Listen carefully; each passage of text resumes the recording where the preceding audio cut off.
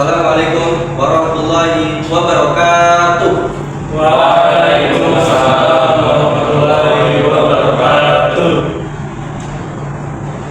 Kami dari kelompok 3 ingin mempresentasikan materi bab 6, yaitu i'rabnya isim, raf'a, dan nashab. Sebelum kami memulai presentasinya, kami ingin memperkenalkan anggota kami. Mulai dari saya, Muhammad Atala Abdus Salam. Saya Rasidin Tanjungan. Saya Muhammad Fatih Farhat. Saya Muhammad Musyakur. Saya Muhammad Desa Rondani. Saya Latif Abdul Mura. Saya Maina. Saya Radhiyah Hanifah. Baik, kami langsung masuk ke pembahasannya. Baik, saya akan bahas i'rab adalah perubahan akhir kata karena perbedaan amil-amil yang masuk kepada kata itu. Kapan suatu kata dibaca raf'a? Berada dalam keadaan raf'a jika menjadi kata mubtada subjek nominal, khobar predikat nominal, fa'il pelaku. Tanda-tanda raf'a: dhammah untuk mufrad, jamak taksir, jamak muannas salim, wawu untuk jamak muzakkar salim, alif untuk asmaul hamsah. Isim jika dia berstatus sebagai mubtada atau khobar maka dibaca raf'a, yaitu tolibu mujtahidun. Tolibu sebagai mubtada lalu di khobar, ini sebagai isim.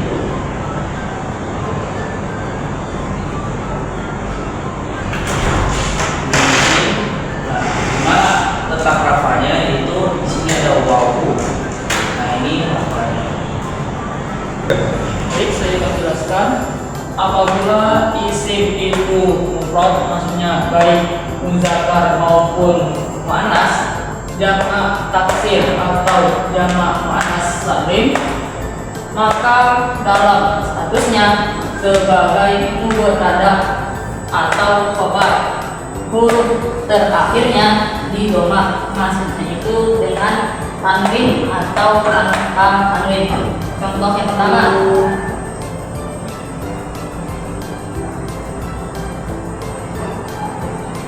al-mudari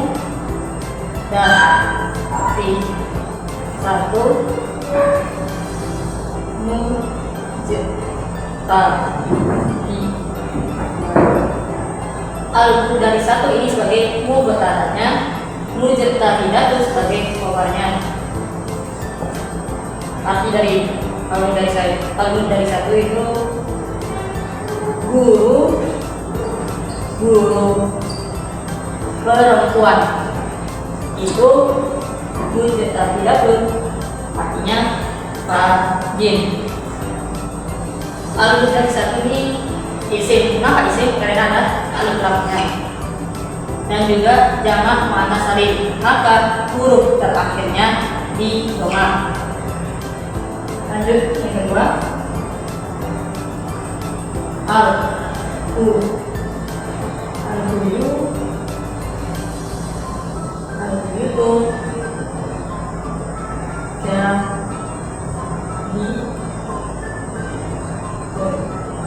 al-buyut itu sebagai mubtada'nya, jadi itu sebagai khobarnya. Makna dari al-buyut itu rumah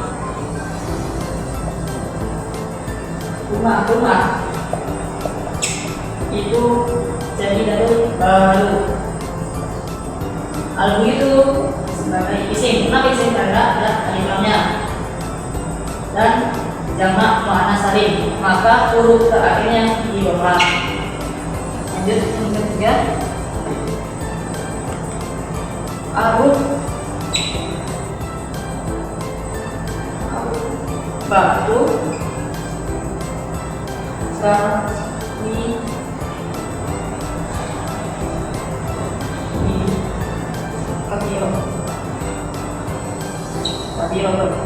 Al-batu sebagai mubtada'nya, kabirotun sebagai khobarnya. arti dari al-batu, lutut itu kami lutut besar. Al-batu sebagai isim. Kenapa isim? Karena ada lam dan mufrad. Maka huruf terakhirnya di doma. Lanjut contoh yang keempat.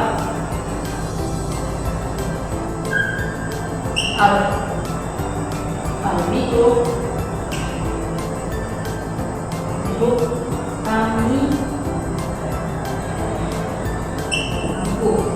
al-bitu sebagai mubtada'nya, kamiku sebagai khabarnya. Arti dari al-bitu sumur itu kamiku dalam. Al-bitu sebagai isim. Kenapa isim? Karena ada kami juga dan mufrad, maka huruf terakhirnya di doma. Lanjut nomor kelima.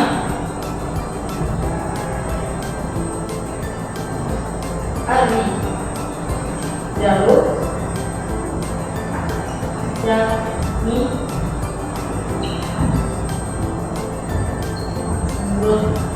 Al-jalur sebagai huruf adanya, jamilun sebagai khabarnya.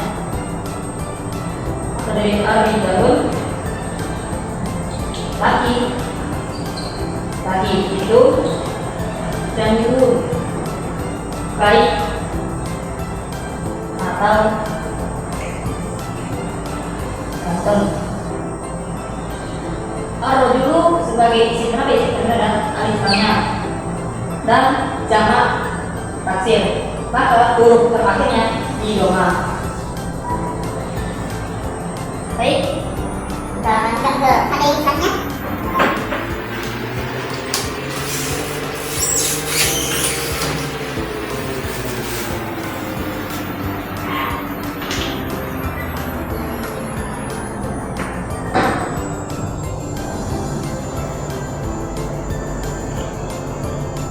Baik, materi selanjutnya, apabila isim itu musanna, maksudnya baik mudzakkar maupun muannas, maka tambahan akhir katanya dengan alif dan nun. Para ahli tata bahasa Arab menyebutkan bahwa tanda rofa'nya adalah alif. Yaitu contoh pertama, mulai.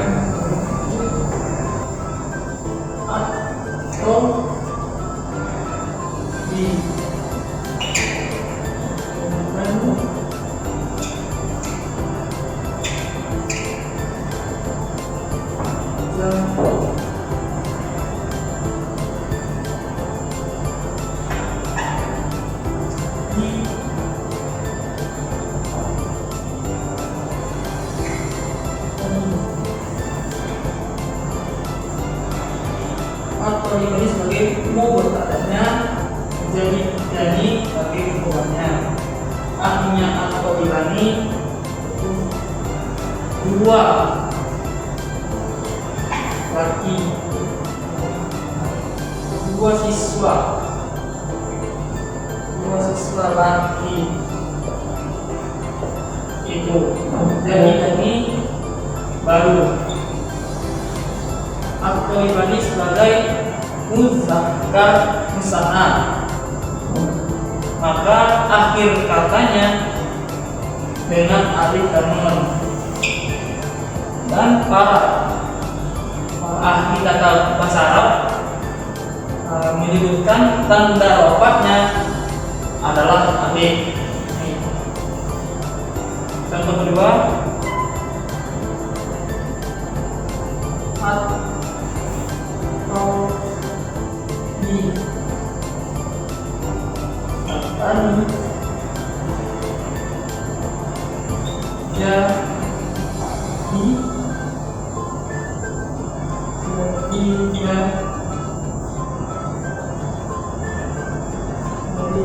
jadi tani atau libatani sebagai mubtada'nya, jadi dan tani sebagai obatnya. Arti dari at-tolibatani itu dua siswa perempuan. Itu dari tani artinya baru. At-tolibatani sebagai mu'annas musanna, maka akhir katanya dengan alif dan nun. Dan para tata bahasa Arab menyebutkan tanda rofaknya adalah alif. Oke, baik. Di sini kami akan melanjutkan materi. Sementara apabila isim itu berbaca mengucapkan salim, maka tambahan akhir katanya adalah waw dan nun. Contohnya seperti al-muslimun, orang laki-laki Islam. Kenapa disebut jamak muzakkar salim? Karena terdapat waw dan nun dan di akhir kata terdapat dhammah. At-talibuna, murid laki-laki.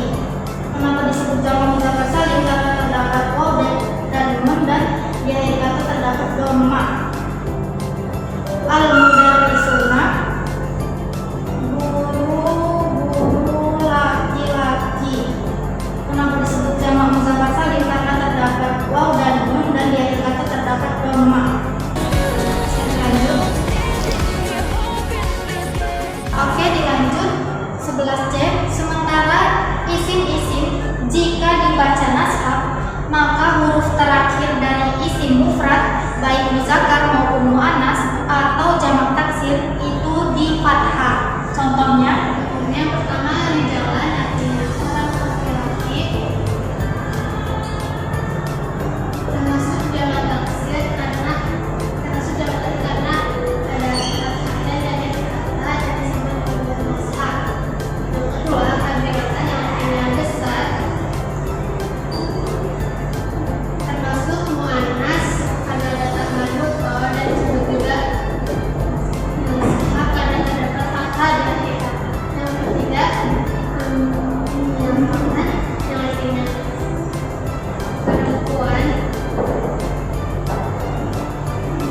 termasuk muannas juga karena terdapat tambahan mudhaf di akhir kata dan disebut nashab karena ada fathah di akhir kalimat.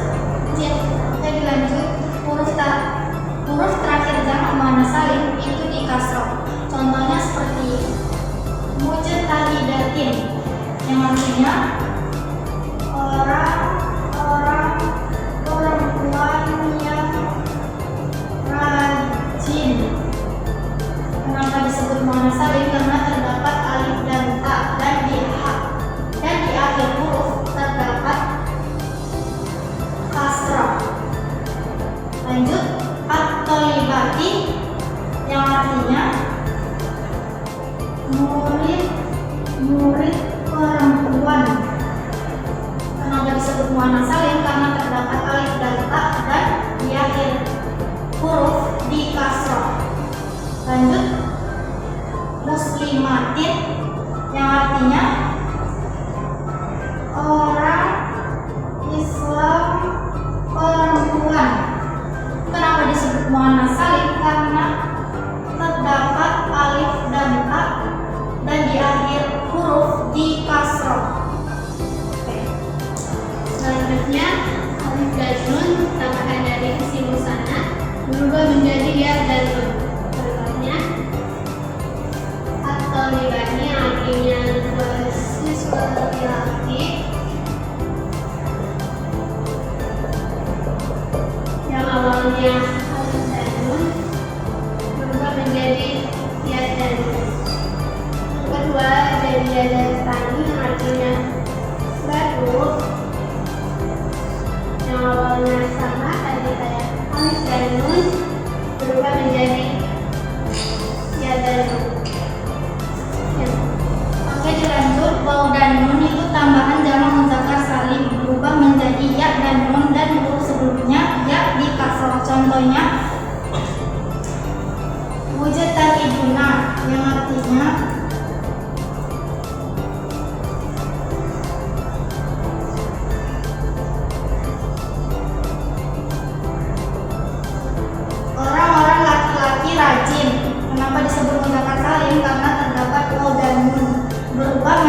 ya dan nun, dan di akhir kata di kasroh.